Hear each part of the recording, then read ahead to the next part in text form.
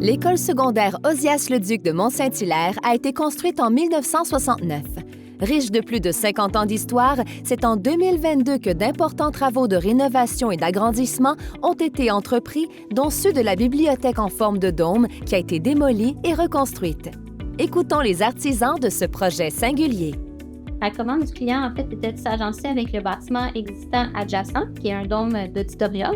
Puis les architectes, en même temps, ont créé, en fait, ce dôme-là pour protéger la toiture qui était rendue défectueuse. Donc, le dôme n'a aucune ouverture. Nous, dans notre mandat, en fait, c'était de faire une bibliothèque, la réfection de la bibliothèque existante. Et puis, nous, on voulait créer des grandes ouvertures pour justement amener la luminosité naturelle à l'intérieur du bâtiment, mais aussi ouvrir sur les vues adjacentes, un petit boisé adjacent. Donc, on voulait créer une belle vue à l'intérieur de la bibliothèque vers le boisé.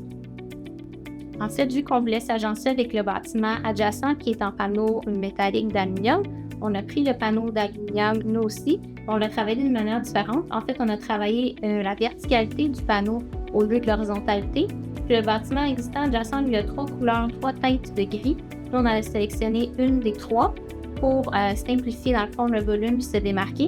On a travaillé la verticalité, puis on a travaillé aussi la profondeur des panneaux. Donc, on a 2 profondeurs de panneaux différentes qui sont accentuées le soir. Il y a un éclairage au niveau des parapets. Puis, on a aussi une section de baie vitrée qu'on appelle l'œil, qui est en fait un accent qui vient créer un cadre vers le Mont-Saint-Hilaire qui est juste adjacent au site.